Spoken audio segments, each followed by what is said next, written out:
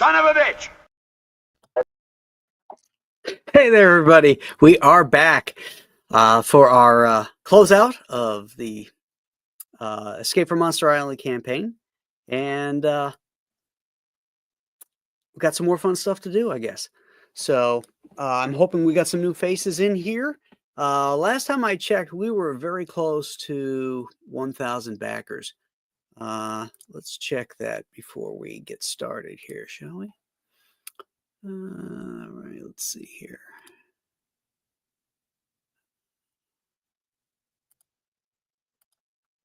Where is it?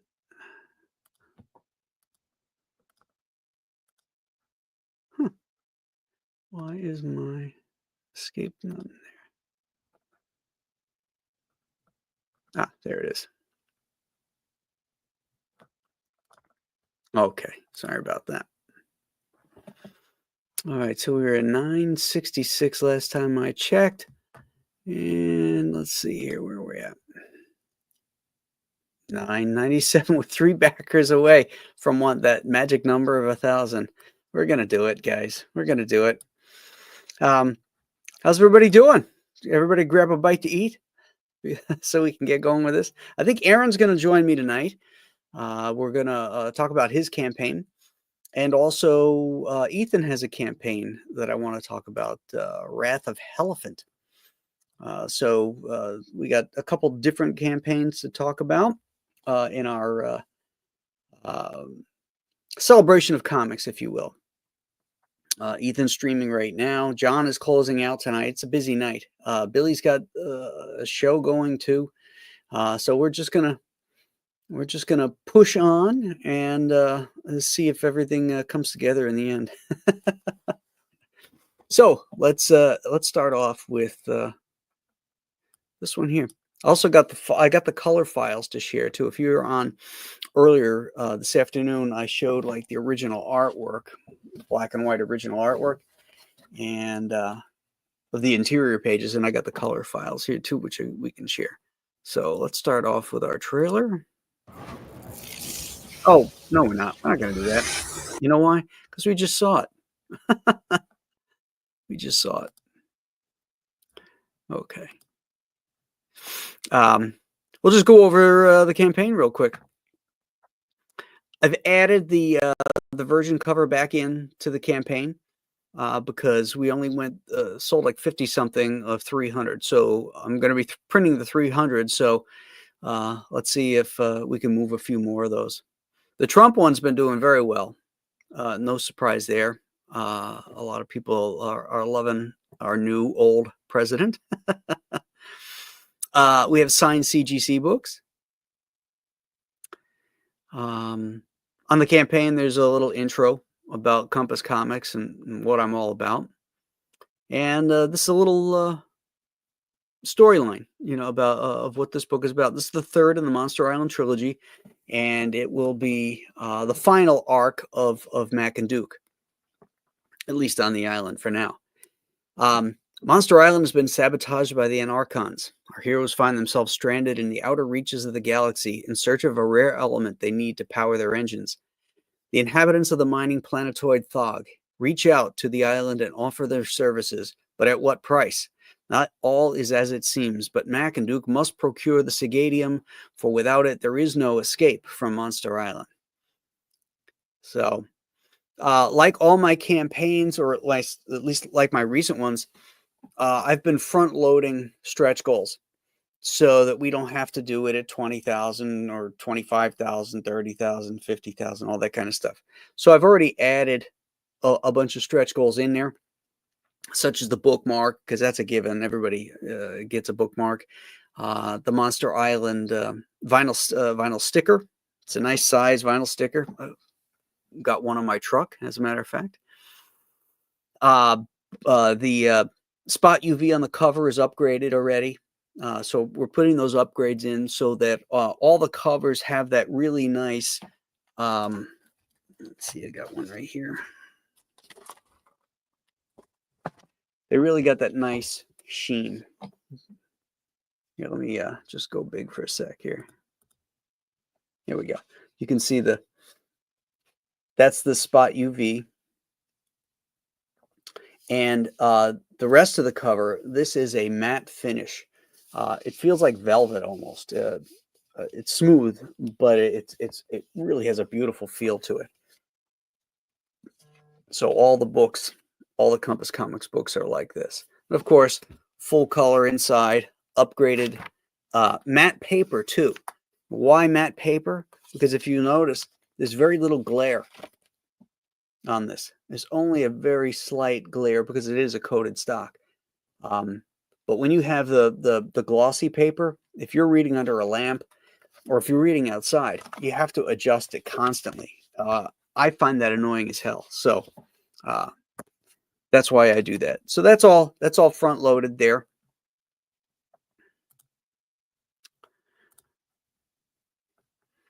A bunch of covers. The first two by me. The third one by Butch Geis. This is the rare 1998 Retailers Edition, this is what it will look like when it's slabbed. I originally said there was less than 500 of them, but there's much less than that. I think there's less than 150. And I have like 40. Some have already been taken. And this is a beater copy that I had of the original book. Very different than the reprint that I did last year in its format and stuff, but it's pretty cool. So that's for the ultimate collector, I guess you could say. Sample pages here, but I have big ones of those I can show you. And we've already hit this stretch goal at 50,000. So this is going to be a large sticker, vinyl sticker again. And it features all the, up to date at least, Compass Comics characters. We have Joe, Frankenstein, the Frankenstein monster, the Chenoo, the father and son from Alien Alamo, Travis and James.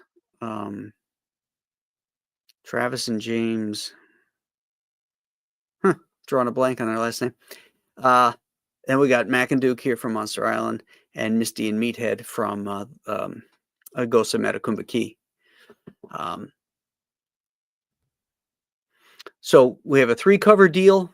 Those are all 3 covers. Same book. All of them Escape from Monster Island. Get the individual covers. Everything's added on too. You can get add-ons. You can add on just about anything from, whatever you start with. I did framed covers in the last campaign for Monster Island and Return to Monster Island. So there's a framed one here if you're collecting that. We have the Virgin cover, which is back on again. Trump cover. Now this is the trilogy deal. This is for those people that didn't get Monster Island or Return to Monster Island. So you can get all 3 of them here.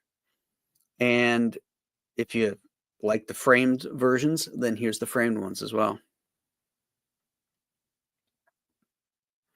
CGC version. We did that one. And commissions. If you want a full 11x17 pen and ink commission, pick your favorite character, pick your favorite Compass Comics character, and bam, we'll throw them together and do a cool fight scene. If you don't want to pick a Compass Comics character, that's fine too. If you wanted to do Batman versus Bane or Spider-Man versus the Green Goblin or something like that, I'd be happy to do that as well. So, alrighty. So that is our campaign. And let's share the because I didn't get to show you the artwork, which is really important.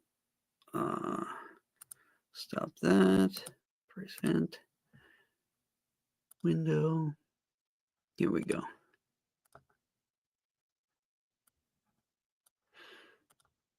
Okay, so these are the color pages, which I didn't get to show you during the afternoon show, but I did talk about how I do them traditionally on the board like this in ink, but then I have to scan them in anyway for the color. But there are things that I'll do to it digitally, like add the star field to it. I added the nebula back there, and gray tones I'll add in too.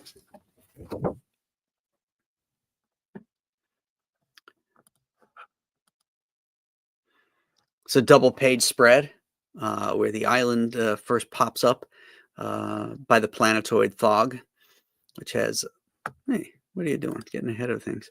Um, has all kinds of like meteors and asteroids and all that kind of stuff floating around it.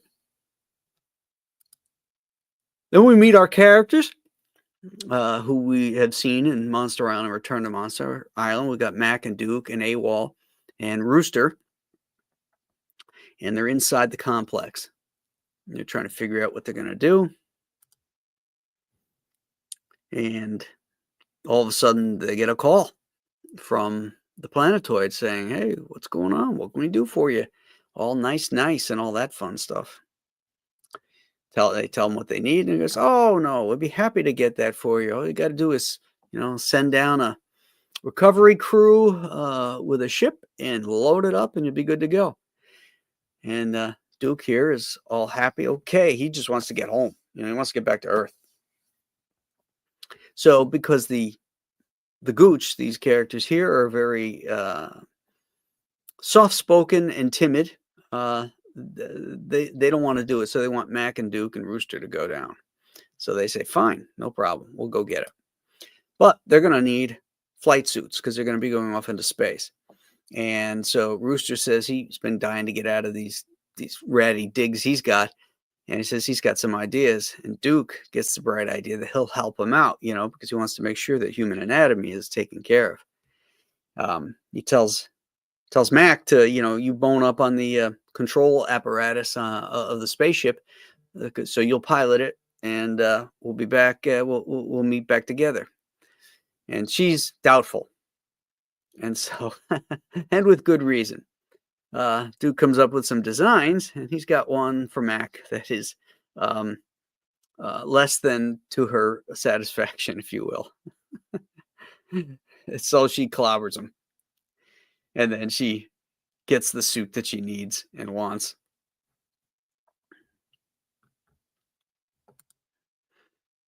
I like this panel here where he's holding his nose, doing one of these things because he just got whacked.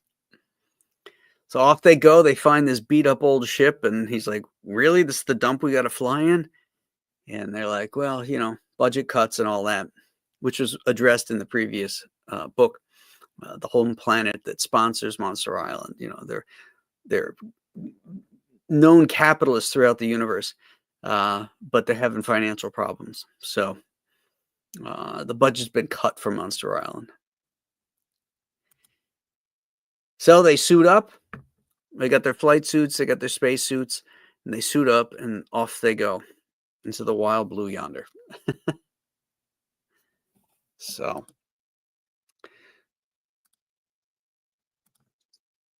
that's what I have so far of the finished artwork. And then I'll show you.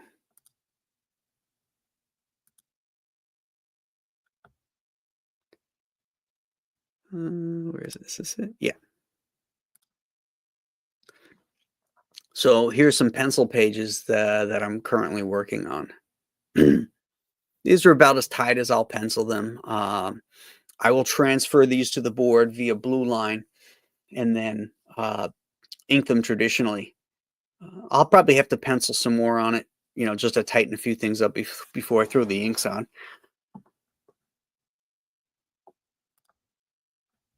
This one's a cool page. Really love this panel where the ship is, you're under the ship as it's coming in, and the angle on it versus the horizon line adds a lot of dynamics to it.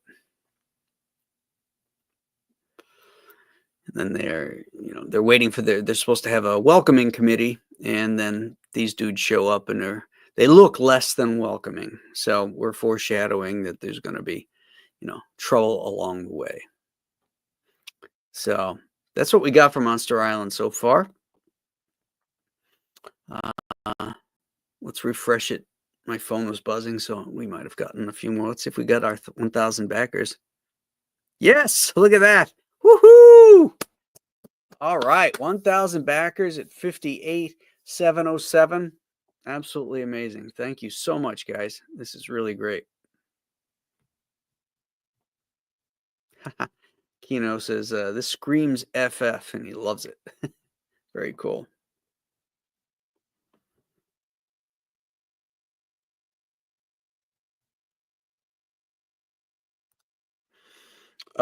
No, Fred, I can't do that because they're both limited editions, so I can't put them. Uh, I can't separate them because then there's no way to for Indiegogo to calculate the inventory on it. So sorry about that.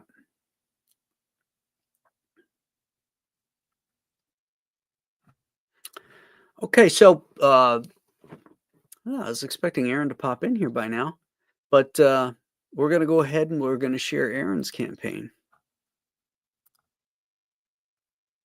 Oh, and I don't know if you guys saw the challenge because I've been having troubles with these super chat things, but there should be a challenge up that if we get 10 super chats, we'll do another classic blooper reel that I found. That's a Warner Brothers one.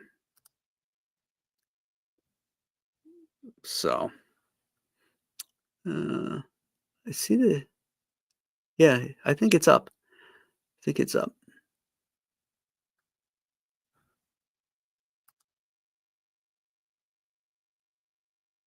Yes. Okay. So we got 13 minutes to do that. Oh, there we go. Keno has proven it is working. Thank you. Excellent. All right. That's one. We need just 9 more at any level. And then we can watch those dopey bloopers again. This is a different set. Some of them are overlapped, but because they were Warner Brothers. But this one is specifically Warner Brothers films from 1936 to like 1946. So it's pretty cool. Oh, he's busy watching Abbott and Costello Meet Frankenstein. I wouldn't put it past him. I wouldn't. Okay, so let's call up Aaron's. There we go. Now, Aaron went into demand. Yeah, he went in demand on Tuesday, I believe.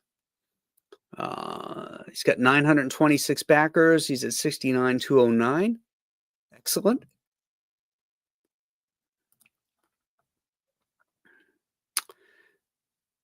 Now let's see what they have to say. Okay, that's his intro. Let's get to the story. The Wraith and Esther journeyed to Cranestown in New England to challenge a horror from his past. The Headless Horseman, the evil that menaced the Wraith 20 years earlier, has returned with a vengeance. But is there more to this showdown than meets the eye? Will the fear that shaped his destiny ultimately destroy their lives? Wraith of God 3 is not to be missed. Now, I got my Kit Carter hardcover the other day and posted a picture of it. It's absolutely gorgeous.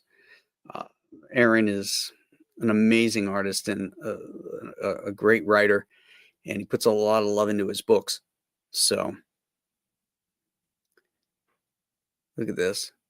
That's great.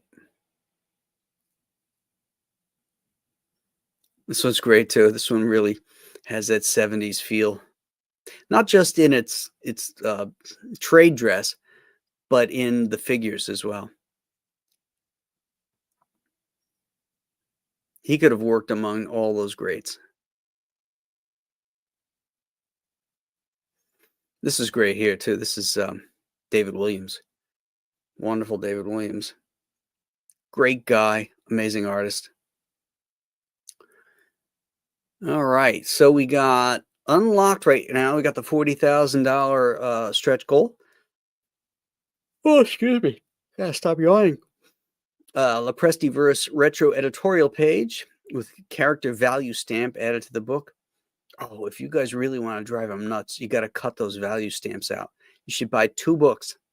I'm helping them here because I'm getting you to buy 2 books and then cut the value stamp out and film it, and say, oh, if I can, I'm collecting all these value stamps and eventually I'm going to get that prize,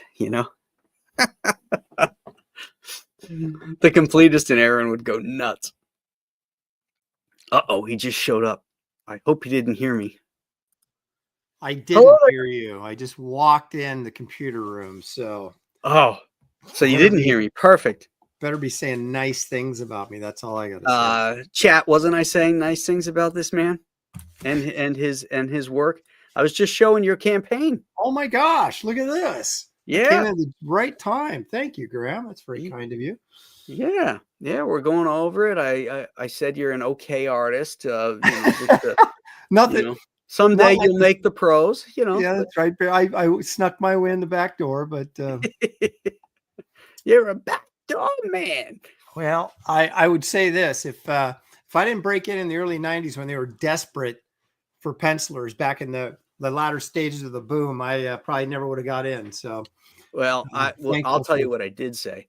I said that you could have worked in this golden era in the 70s era with all those greats very Thank easily. you. Yeah, Appreciate that very much. I I take mean that that. as a high compliment. Thank you.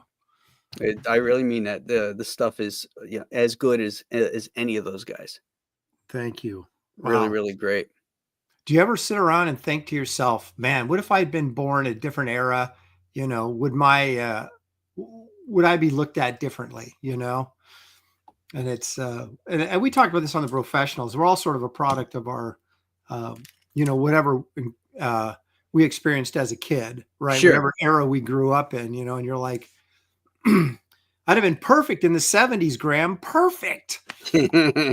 However, if you were working in the 70s, I mean, you were probably born in the, let's say, 40s, maybe 1950, right? I'd be kissing death right now.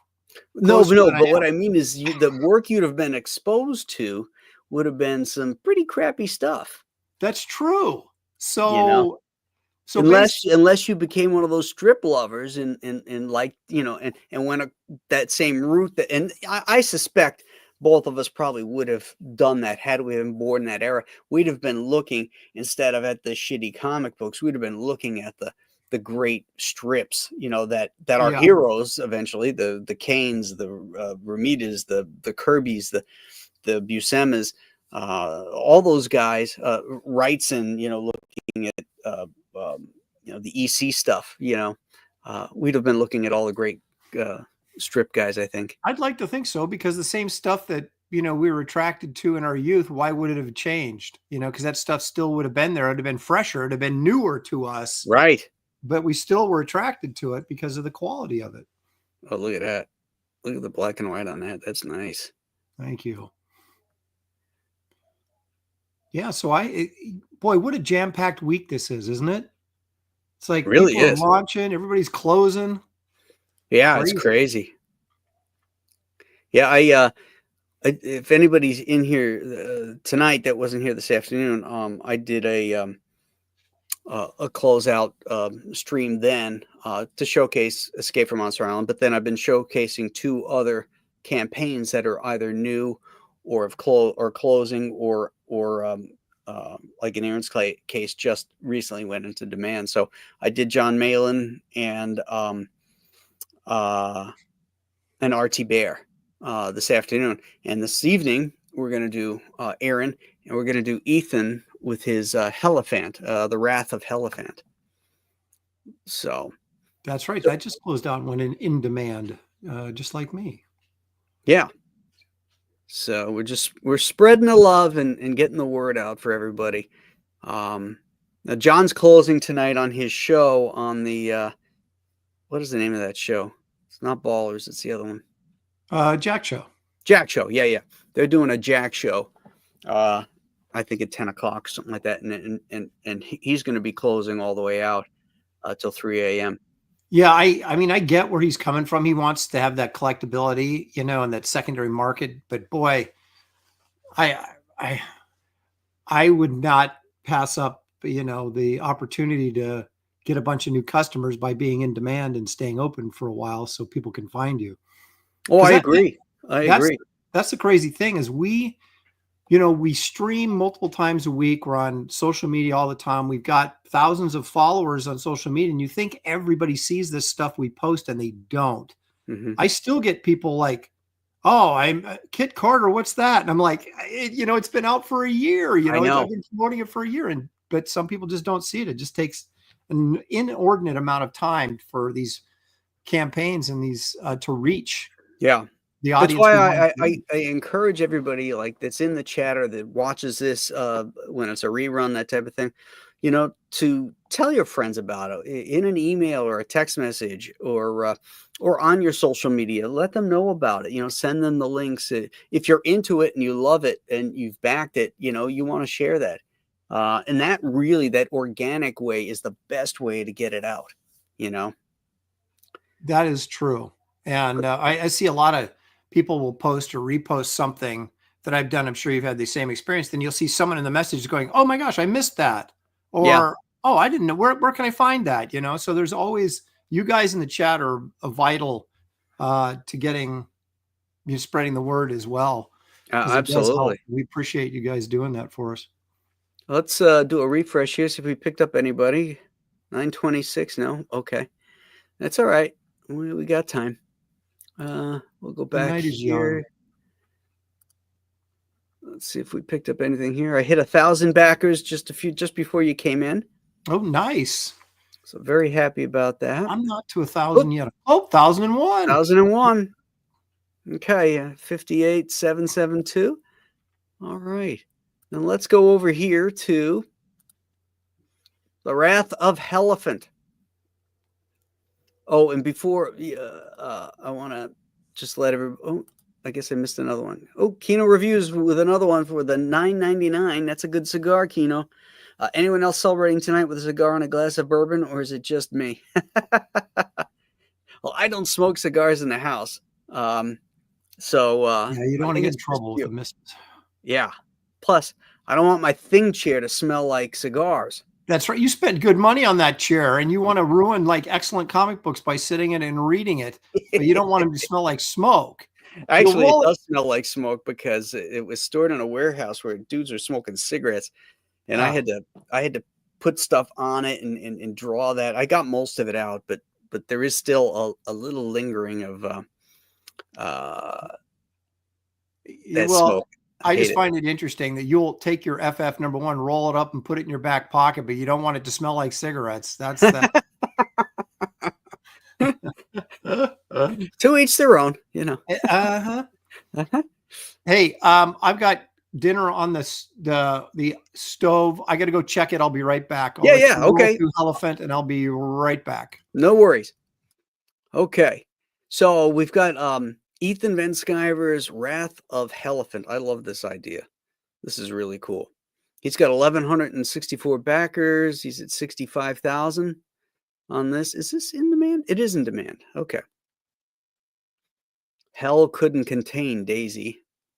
Hey, Indigo backers, this is the perfect season to launch this horror comic about a mama circus elephant named Daisy who takes supernatural vengeance on the mobsters who stole the show.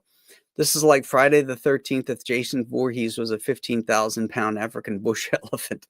And of course, Daisy has every reason to be furious. You'll see. This is a 40-page comic book.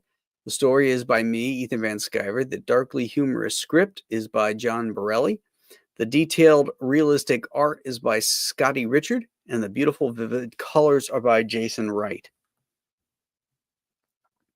This is a Comicsgate Arena title, which means that there will be an R-rated language in it, and it's obviously lots of violence. It's a simple campaign, just the comic.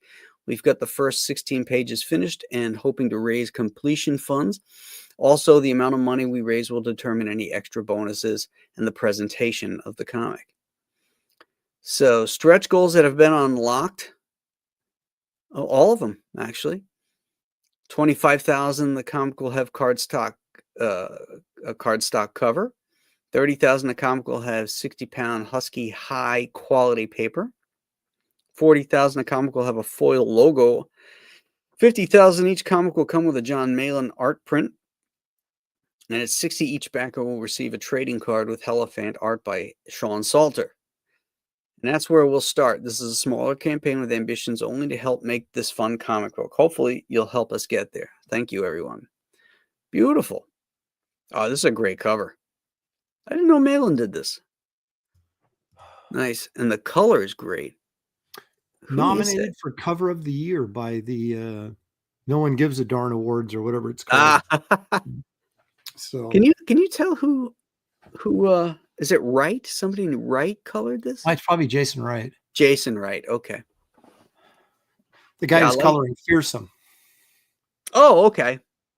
I like the textures and I like the warm colors in this. Now, I asked Malin about this, because Malin is famously anti-splatter. And if you pull that cover back down, looks like there's some splatter on there, doesn't it, Graham? But he claims he put those little dots in there by hand and did not splatter them, and justified it, of course, by saying that the elephant is pretty rough shape, so it made sense to have some of that scuffing on there. And I'm like, okay, I see what you're doing. What's good for him, but not good for the rest of us, apparently. It's okay for Malin to use a little splatter, just the rest of us. That is a cool cover, I guess. It is. And it's funny how it's usually the simplest designs end up making the most interesting and cool covers. Yeah. That's nice. Yeah. Big close up there, and yet it's really super effective. So this is the interior art. Is this supposed to be the crocodile hunter, I wonder? It kind of looks like it might be. Yeah. He looks like he's supposed to be somebody. Mm-hmm. It doesn't look like some made up face, Yep. Well, this is nice here.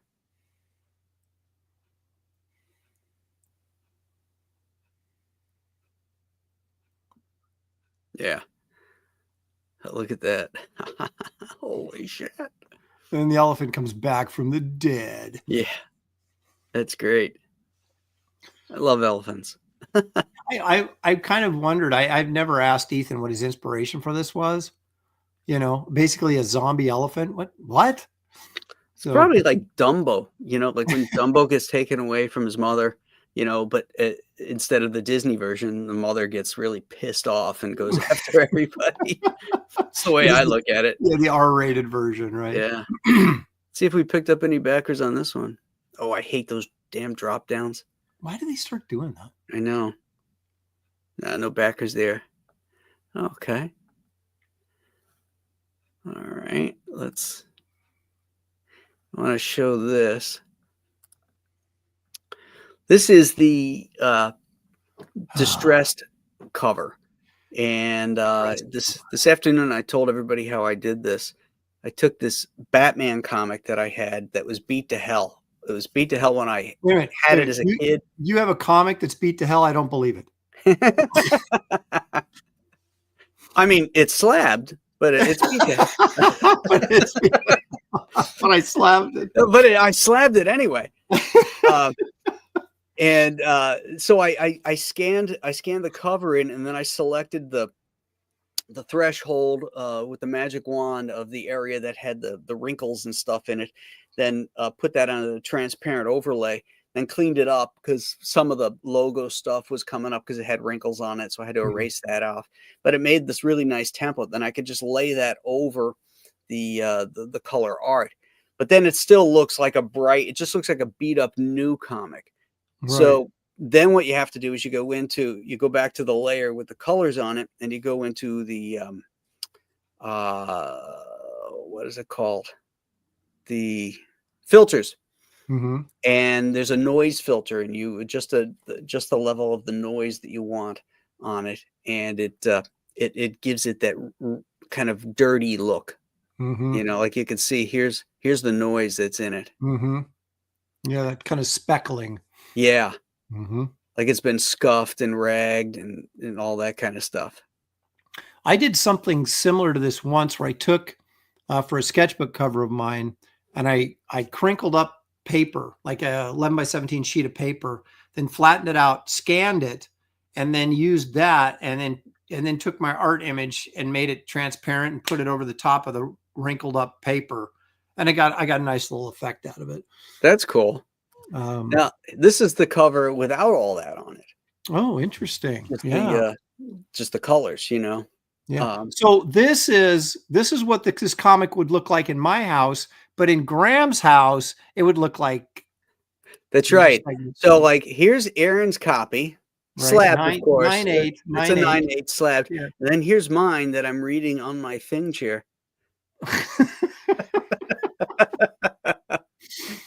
Yeah, that's pretty. I think that pretty much sums it up. Oh, that's funny. And admittedly, I did order this cover. Oh, did And you? I do think out of spite, I think what I'm going to do with it is uh, I should read it and then get it slabbed. So I have a slabbed, beat up copy. Okay. Fair enough. All right. So, you're going to enjoy this. I wanted to, I showed this afternoon. I came across it, and it's a deleted scene from John Carpenter's Thing. Oh, They, at the end, let me share this first so you can see this. you're not going to No, get blacked out again, are you, for doing this? no, because I'm not monetizing, Okay. so I should be okay. Famous last words. Yeah, right. Got to keep watching the chat.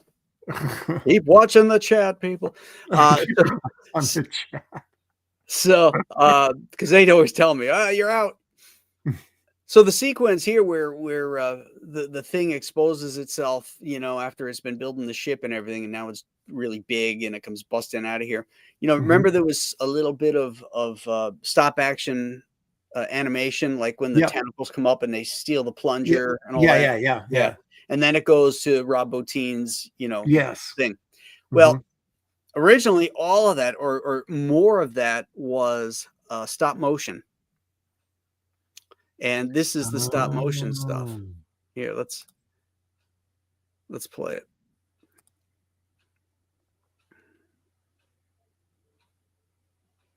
So this is probably like a miniature or something, right? The set.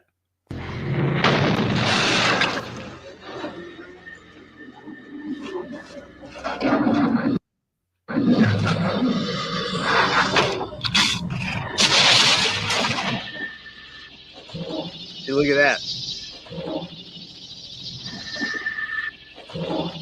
That's the stop motion thing. Isn't that cool? Yeah, Harryhausen never did anything like that. Yeah. Now this is the Rob Bottin stuff. Right.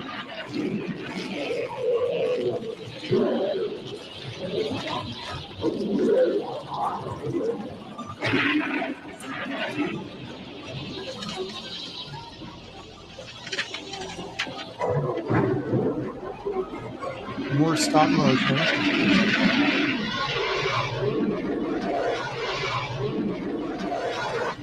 Fuck you too. It's almost got a little bit, that long shot there had a little feel like Sinbad to it, didn't it? Kind of, Yeah. the stop motion, that long shot there, that creature. Yeah, the thing with all the swords, the collie or whatever. Yeah, it was. exactly. Yeah, it does have that vibe. I thought that was really cool, and I was looking forward to showing that to you. Well, right, thank you, because I had not seen that before. That's really cool. I enjoy stop motion. I mean, I get it's kind of, it can be kind of cheesy, but I just have an appreciation for the golden age of cinema and that stuff we used to see as a kid and thought was the greatest thing in the world. Oh, absolutely. So, all right, 1001 backers. Oh, got another one. 2002. All right, 58,807, closing in on 59. Let's see if Aaron got anything. Yes. Nice. Yay. Thank you. Yeah, let's see if Ethan got anything. Nope. All right. All right.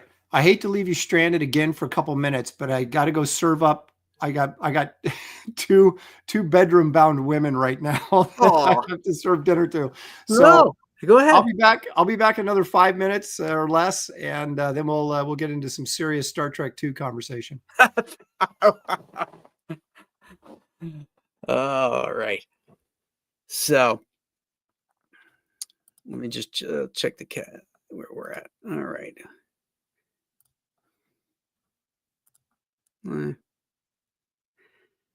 All right, let's see who's in the chat here while Aaron is gone. Creative Faye is here. Nordic Nerd. Kino Reviews, of course. Fred Cheney. We address Citizen Ronan. Rick's 1662. He says, I get a Flash Gordon vibe looking at your work. That's cool.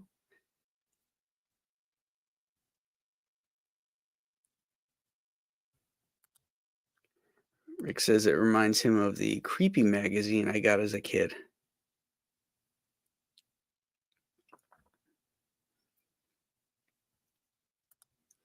Creative Faye talking about Aaron. He has constantly good books. Power Cubed, Garbage Man, Wraith of God 1 and 2, Kit Carter.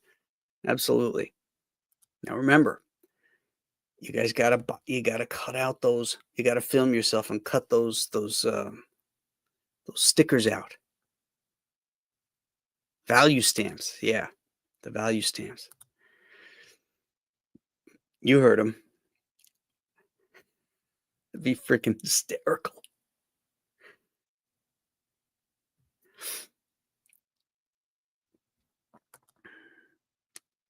Stat Zero is here. He says, I hear Aaron has this new book called Power Cubed. I thought that was an old book. No? Lake Kick One says, congratulations, Graham. Thank you. Chris Thacker's here. Evening, gents. Backed all of it and retweeted it when I see the campaigns. Thank you, Chris. You're a pal. Randy Howell says thanks or congratulations on 1,000 backers. Is the slab beat to hell? That's the funny thing. You slab these things to keep the comics from getting beat, and then the slabs started getting scuffed. So now they've got bags for the slabs. So you're bagging the slabs. It's just, where does it stop? What if the bag starts to get stuff on it? Now you gotta do something about the bag. Oh, this slab, this is definitely a 10 slab. Look at that, perfectly. None of those scuffs we talked about.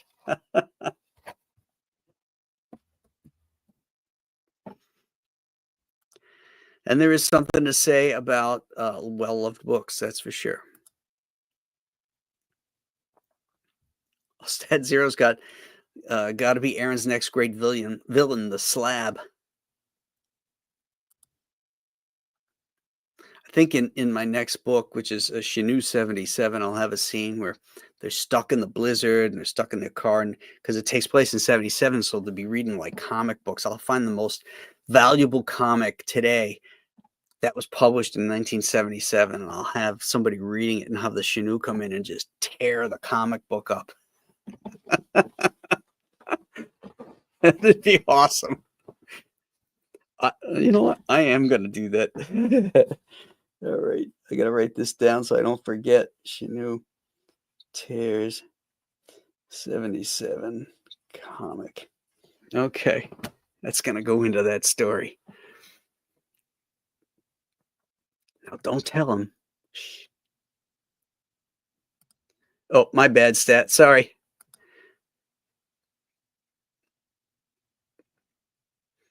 Triple slabbed. And don't think I didn't hear what you said about the Chenoo tearing up a comic book from 1977.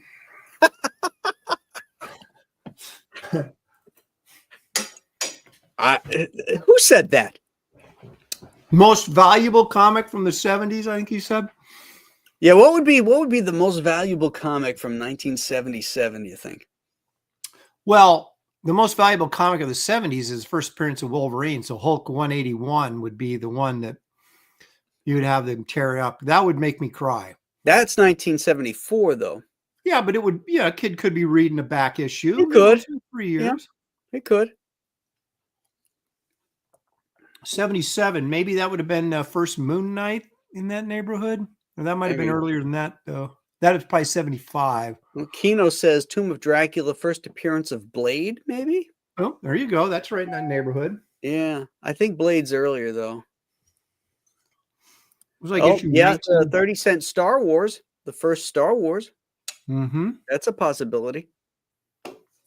I'm not comfortable talking about destroying valuable comics, Graham. I didn't mean to ruin your dinner. My tooth already hurts, okay? I don't need any more additional pain from Oh, you. that's right. Aaron had his crown put on today. Well, the thing is, it's a temporary crown, right? So, Yeah. because they have to make the real one.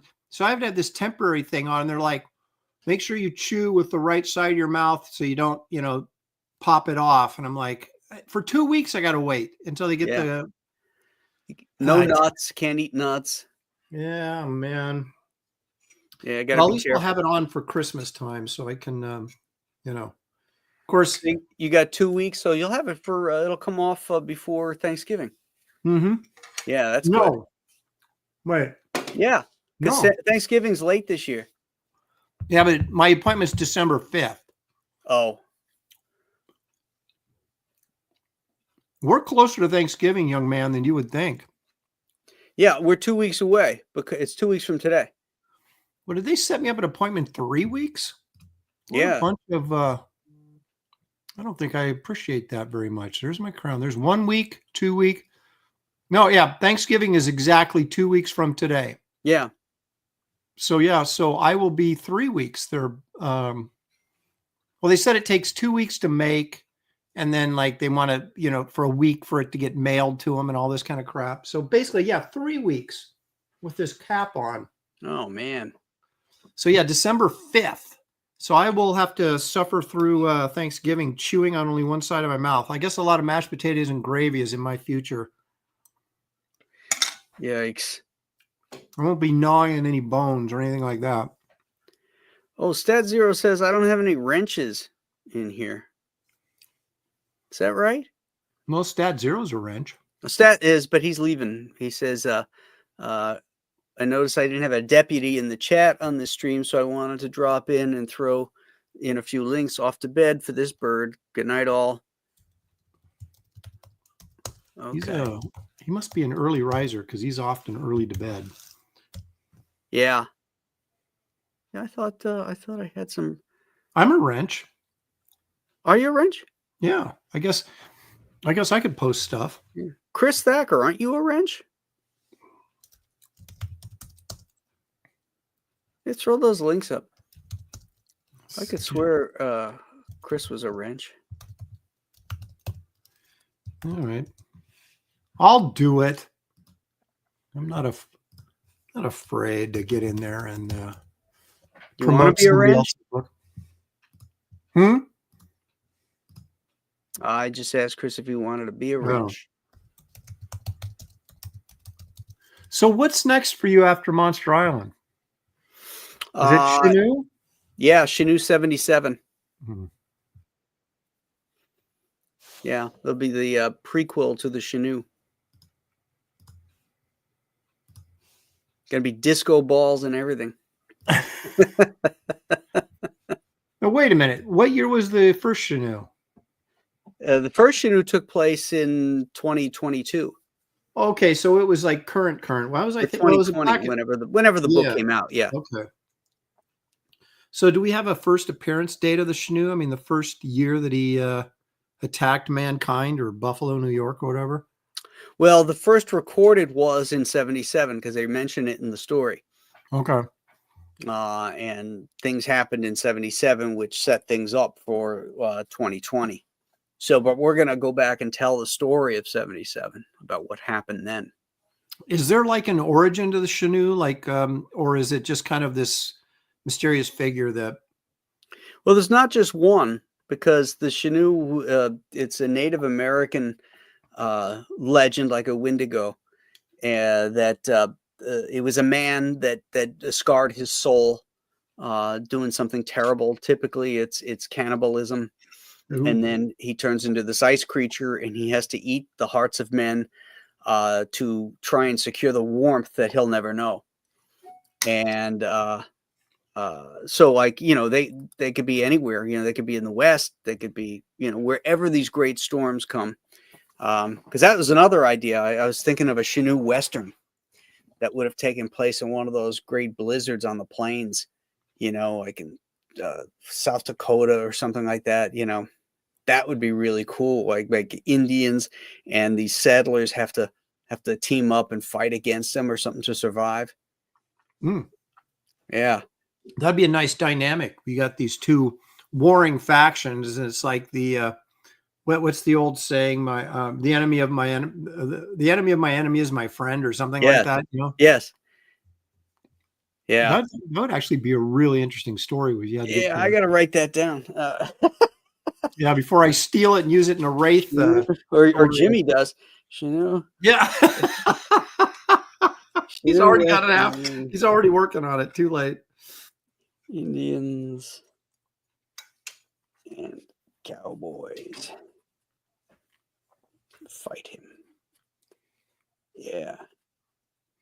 That might be the next story, actually. Instead of doing 77, maybe I'll work on that Western one. Because nobody's done a good Western yet. Hey, you lousy son of a...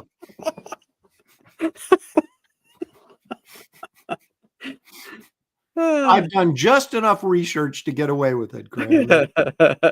Yeah. Chris says Jimmy's already showing a cover for it.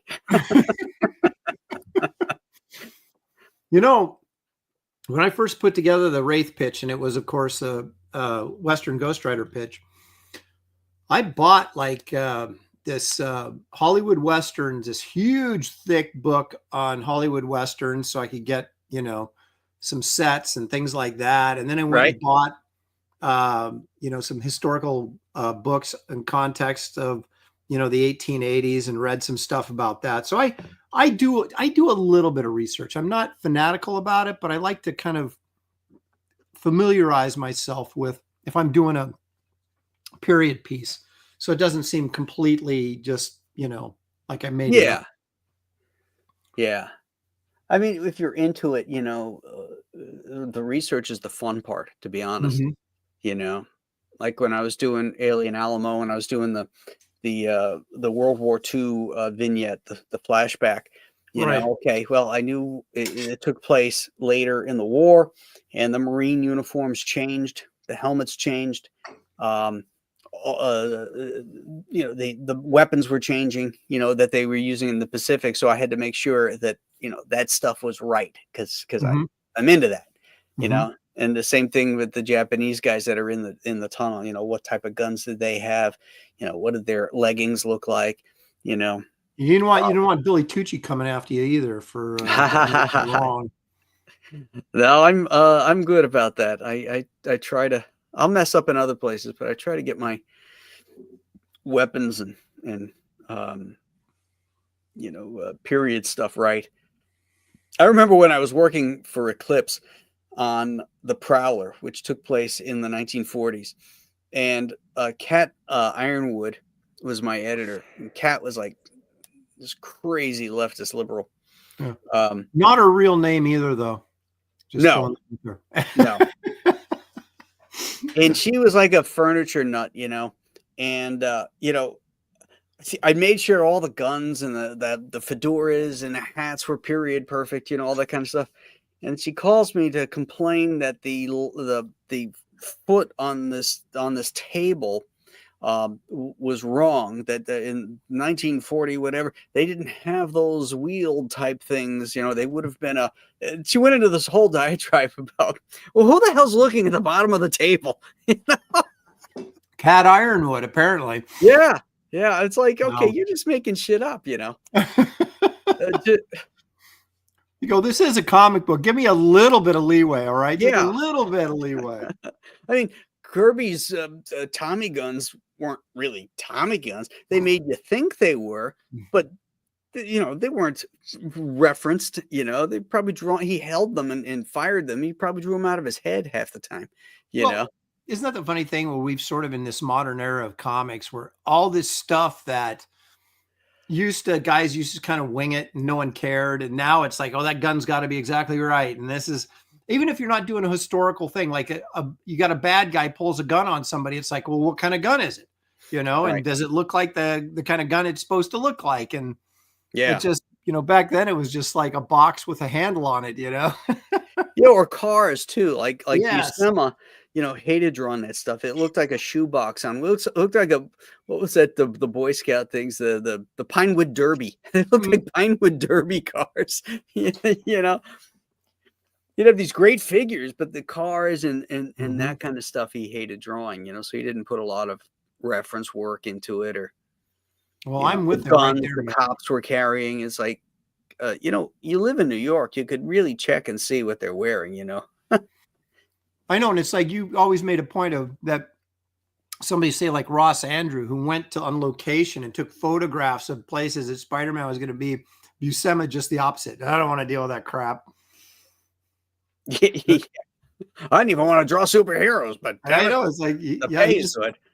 All he wanted to do was barbarians and fantasy stuff, which that's the kind of stuff I love, because that was what was really happening when I was growing up in comics in those early 70s. That was what the new wave of material was all monster books. It was all fantasy, and it was sword and sorcery, and because superheroes were struggling. Yeah, and sci-fi too, like because of Star Trek. Sci-fi.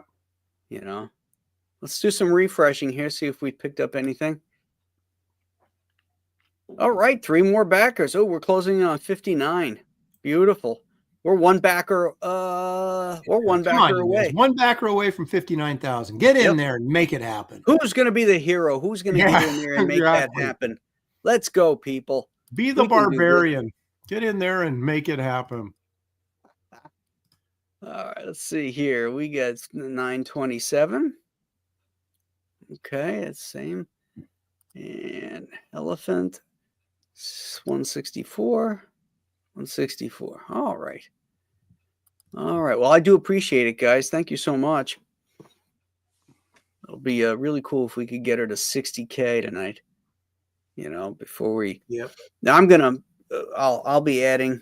Normally, if you guys know, you've backed my books before. I do the 30 days. We do a closeout.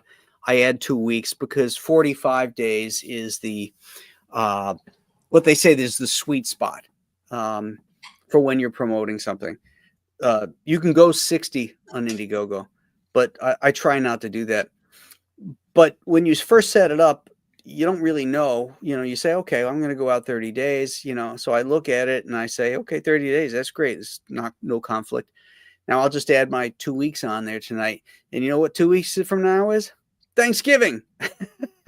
Probably not a great day to close out. Not a good day. So I am going to add 3 weeks. Maybe Black Friday. No, probably not. That wouldn't be great either. Yeah, exactly. So I'm going to add 3 weeks to it. So it'll be Aaron's Crown Day. Are you getting it done? Are you getting it done on Thursday? Yeah. Yeah. Okay. So it will be your Crown Day. Oh my gosh. We will be celebrating Aaron's new toothy grin. Well, the funny thing is, I have to go. My daughter has a dance program at she goes to Grand Canyon University in Phoenix, and so I have to fly down there to watch her performance. So I'll be leaving right. I get the crown and then heading to the airport. Any trouble getting that crown put on? Yeah. So you got to go to Arizona? Yeah, Phoenix. And how far a flight is that? It's about the same. Well, you're not on the West Coast. It's about 2 hours, 20 minutes, about the same as it is from here to LA. Oh, okay. So it's not bad. No, that's not a bad flight. It's 2 hours and 20 minutes in the air. It's 2 hours in the airport, and then another hour getting your luggage and getting your wheels. Mm-hmm. Well, in Phoenix, you have to get on a bus, and then they take you from the actual airport over to where the rental car station is, but it's like a couple miles away. So it really is a pain in the butt. And then you get your rental car, and of course you got to drive in. And so it's like these really expensive trips to go watch your kid, perform for, a 3-day trip. And you're just like, $1,000, cha-ching. Yep.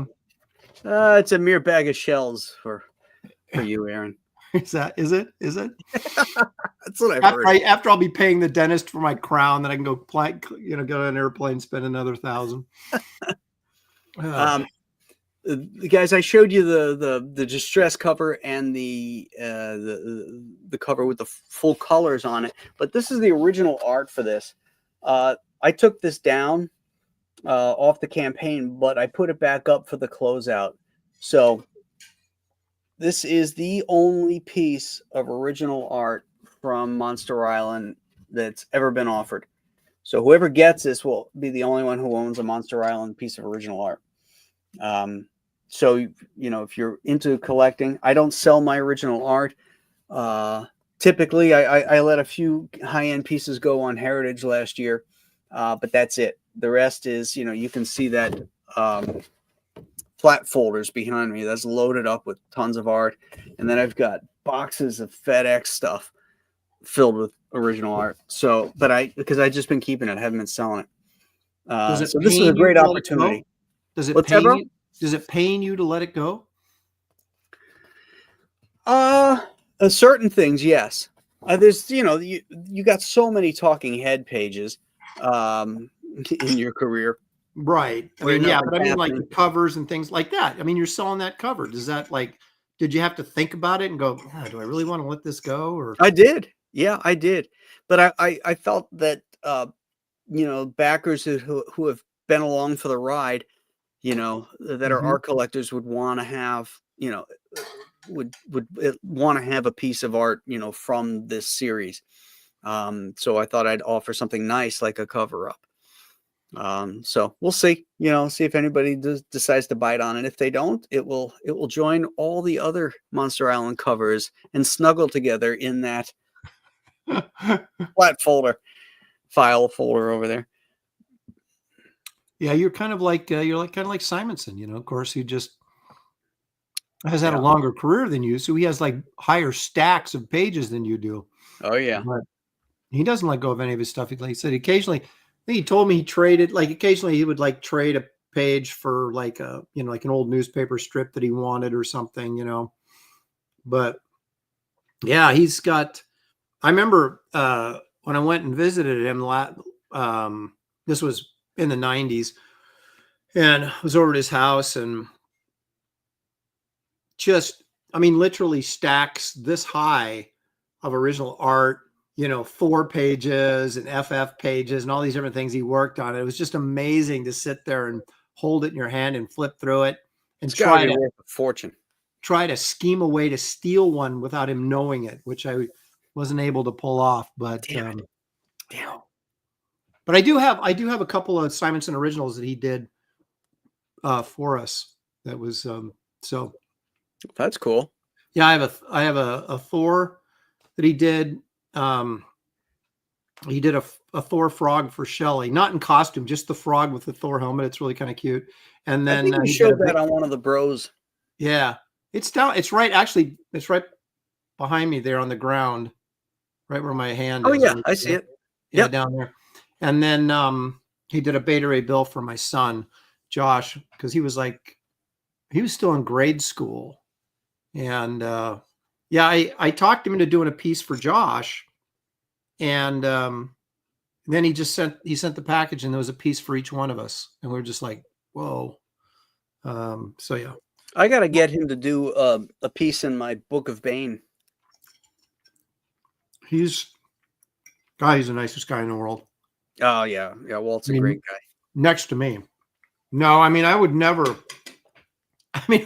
let some young guy come over and stay at my house. We met at the Seattle show, and then I just called him up, because I had to go to New York to beg for work, and asking, because he said he was close to New York City, but not in New York City. So I was like, hey, Walter, is there any motels in that area that I could just take and bus in so I don't have to spend, a fortune in a New York hotel? And I want you to stay with me. And I'm like, what? So I said, yeah, man. So I did that twice actually. And I can't imagine being that nice that someone would call me up like that. And I go, yeah, just come and stay with me. Yeah. I'm not that nice. Yeah, I'm not either, but Simonson is. No. Yeah. I'm a little bit more private that way. You know, I gotta know you better before I'm, Yeah. you know, let you come. You never know what somebody that you don't know very well might do in your home, right? So, Yeah, especially with all that beautiful artwork, huh? But yeah, so great guy. Yeah. All right, guys, we did not meet the super chats number, but I think we'll show that thing anyway. What the hell? So you guys have put up with my yammering. At the earlier show, Aaron, I showed these bloopers from old movies. Any Abbott and Costello in there? There's one that's all Abbott and Costello, but they were boring. See, at least he's now he's admitting it. Well, they were they were outtakes, you know. The good stuff stayed in. Okay, I see. All right. So these are all. Let's get you here. There we go. These are all Warner Brothers films. So let's give this a go. These are outtakes? Yeah. Okay. Yeah, mess ups. You know, a lot of them are just like them flubbing, swearing a lot because they mess it up. But there's one with Ronald Reagan, which was in the earlier reel that's in this one as well, which I thought was hysterical because it's a double word play. So New racket. So the McLaren comes up for air, you find a dozen more gone. What the hell is it? It's getting a little late on the... I didn't try and take it over. I took it over. You think we might object?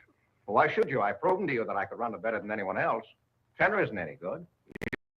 You've given us a nice bit of revenue. Well, I've given you more than any four of them put together. And I'll keep on doing it. Provided you give me, yeah, you know what I mean? All this. And those are big, long takes. You know, it's not just... Hey, Fryer, will you? I can't do this. Wonderful stuff. Mhm. You know, my mother wrote in the flyleaf to my dear little Gabrielle. That means nuts. Hold it. And remember, you may be only a big brother to me. Oh, God damn. You think you're clever, don't you? You've been getting away from with murder. Oh, damn. Come down here and prove it. Who are they? Did Kruger tell you? No. So I think I'll keep one sitting right in the All thing. right. You in Now, trouble. this is no time for heroics. They're out for blood. I'll just take my chance. Now, don't be silly. Why should an innocent person take it? You remember me? All right. Thought you like beer. I do like beer. But out here you can go for walks and get that fine, cool air on your chest.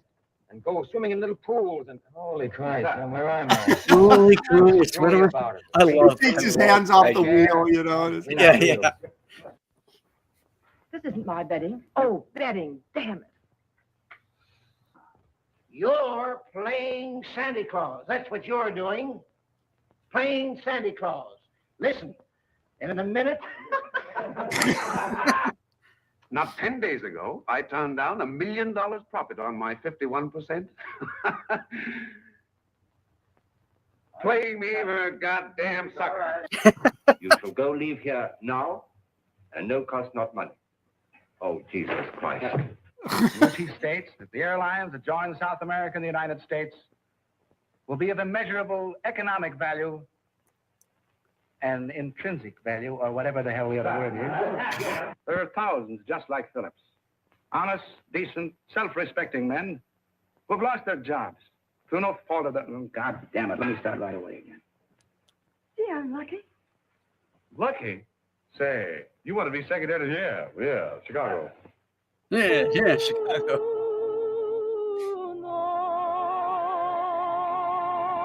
Betty Davis singing? Only the last word, God damn it. What? Well, you see, they're down to their last $12. And I think if you might just, good Jesus Christ, what's the matter with them? They don't need to justify their lives, I do. I'm a physician. I'm a surgeon, God damn it.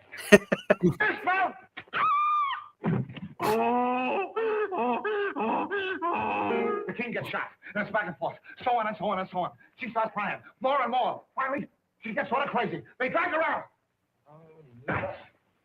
Oh, come on, Peggy. Be a sport. The guys in our outfit are dependent on this boy and his guitar tonight. God damn it. What did I just say? Coming. Listen, I have half a mind. Here, don't do that again. You have half a mind, all right.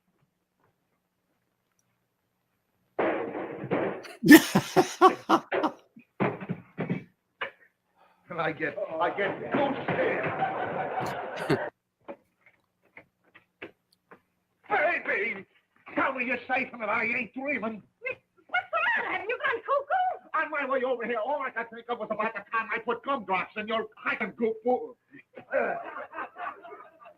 Curly, you're mistaken. I'm Lieutenant Colton, a Union officer, That's not temporarily Barton assigned to McLean. Secret Service, in hopes that we might be able to get rid of this thing we got That's here. Dick Ferran. That's Dick Yeah, Ferran, Smoko, boy, too. looks like our luck still holds. Well, so the blooper reel made a I can't blooper. raise my ass off the ground. Must be the first one to taste. He was in the mummy's hand. My dear, you're about to have... Oh, the guy from the mummy's hand? Yeah, that was Dick Ferran. Oh, God, that's tough. You're not warm. there's Ralph Bellamy over there. Prepare for you my most famous dish, chicken a la Renee. You must be famous. It isn't everybody who can have a chip. You On up. know perfectly well I don't care anything about your color. Oh, but I've got a job, haven't I? Oh, yes. You have a job. Yeah, you're entitled to 10%.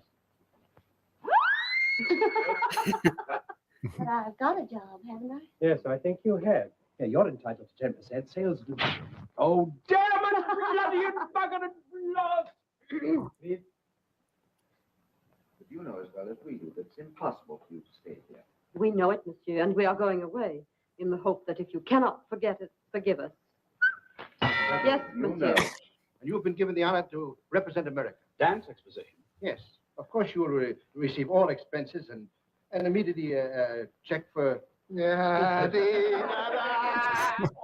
Say four! Say four! Say four! Say four! Say four! Say four! Say four! Say under, you son of a... Say under. And don't bring it back till his tongue's hanging out. Hey, have a heart. 70 times... Thing. And she's give you the air for Noah, ain't she? Yeah. Well, then he's got to win. No, it's a town about 30 miles from here, over in them there Ozarks where the hillbillies come from. Well, who's he making? A blacksmith. We get half the take, and I fixed it free with old man. God damn it. Now, we might work up a match with one of your own boys, create local interest. All we need is a fellow with weight enough can learn a couple of lines and... That I never was. I'm always bad luck to men. Son of a bitch. I know Dolph will say cut it. Parent. My future's with you if you don't mind. That's right, dear. That's right.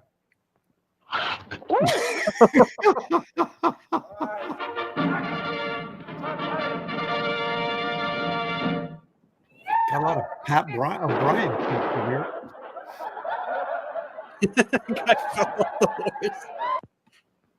Noah! I know champion!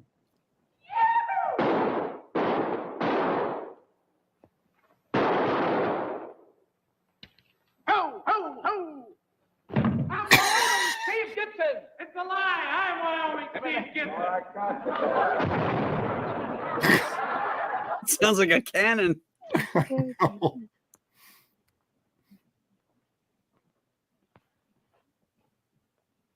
Betty Davis is a woman who did not age well. No, she did not. She had a nice figure when she was young. Yeah, I mean, she was attractive when she was young, but boy, it didn't take long before she got creepy looking. I think they did a lot with makeup when she was young because they could. Yeah. Well, and these people, they all like smoke like chimneys too, and that'll age you faster than. Oh, yeah. Cut it out, kiddo. You'll really get hurt. trying to sting your kitten little boy half your size. I'll warm your ugly ears for you. Okay, okay. Jesus Christ. Wasn't John Garfield in the original Postman Always Rings Twice? There it goes. Look at this. His wig came off. Good night, love. With this moon, is there no Yes, he was romance in your the eyes? Postman Always Rings Twice. Goddamned, I can never think of a goddamn line.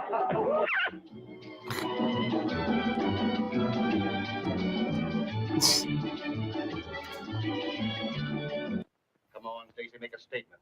You haven't got a chance. Excuse me. Bless you. Why, you dirty... That's a good one. What are you doing? Is that Cagney? Yeah. Yeah. Bancroft. Cagney could dance, though. Oh, yeah. Sort of went around the snow like, took him in, and then the dead man then up and died with the pneumonia. So part here, where was the last time I was there? Last winter, a snow slide come down, boom, on that man's house and killed him dead. But didn't kill part though. So, well, so, Dad, where's that last? So, I don't know. I'm just telling you. Yeah. What's the matter with her? I bullet got her. Dad? Well, I know, but you can't leave her here like this. You've got to stay here like and move her to the jail. Is that the mention still good? Don't stop getting sentimental. Think all you got to do is wait here until I can think of the lines and maybe I'll say the goddamn. That bullet got her. Dad? Well, I don't know. We can't leave her here like this. You can leave me here like this because I don't know the goddamn line. What are you pulling now? You know that sailor Daniels? The one that she tripped and she tried to jump the boat? Well, he's got a 4-inch, I can't say it. You know Daniels, that fellow that she tripped when she tried to jump the boat? Well, he's got a 4-inch something in his head. I tried to say it before and I missed it. Of course, I know your capacity for that. She's devastated. Not so devastated she lost a sense of direction. She made straight for the library. That's all right. It's her library. She can make for it if she likes. I hear you're collaborating. Well, I can't work around here. Oh, you're following me. Oh, I didn't know that. Oh. Oh, I didn't know that. Wait a minute. What movie was Rosalind Russell and Jimmy Stewart in together? I don't know.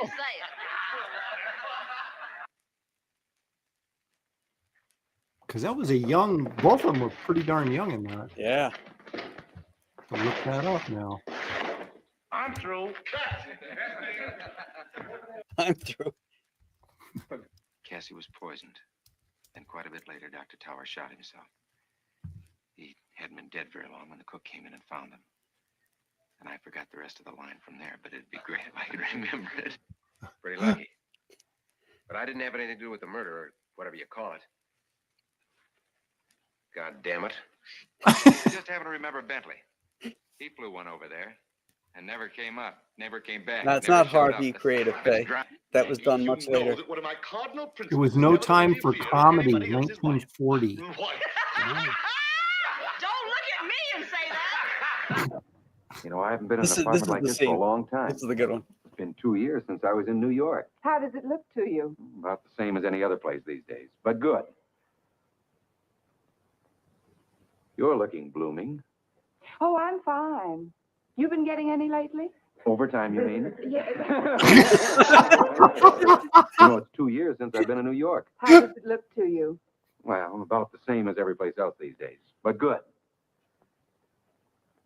You're looking blooming. Oh, I'm fine. Just fine. Well, I don't know whether you've laid any... Laid. You know, Hey, it's none of my goddamn... Bill, darling. You've been laid. Sally, I want you to meet Van Johnson, president of the Actors Guild. How do you do?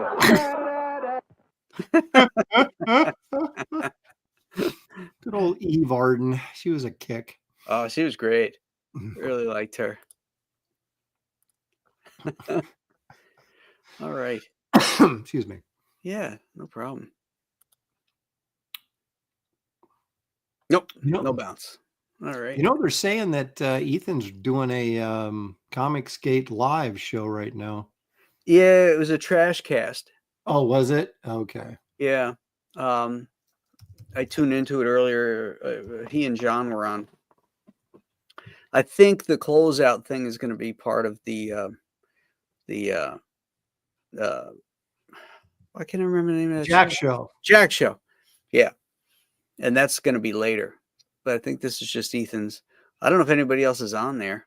I'm thinking, oh yeah, all of our friends are over there. Oh, those low life bastards. Art to Bear's over there. Billy's on. Malin, Shane Davis, and Fair Game Dark Campaign. I don't know who that is. Oh, okay. All right. So they must have flipped it over then.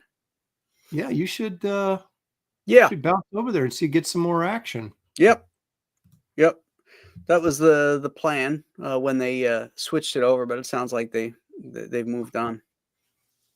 So, all right, gang. Well, hey, thanks everybody for coming in here, and thank you, of course, Aaron, for all your support always. Absolutely, Graham. I wouldn't miss it for the world unless I was getting my tooth crowned. Then I might miss it. Then you might miss it, but you didn't. I didn't. I came in. So, but I really appreciate everybody who's come out this afternoon and tonight and helping to push this thing over for the first 30 days. And I got to remember to make sure I switch that over so that it doesn't go into man in 6 hours. Yeah, I was going to say, make sure you type in those extra days. Yeah, exactly. So, thank you again, my friends. You guys have a great weekend, and we will see you soon. Bye now.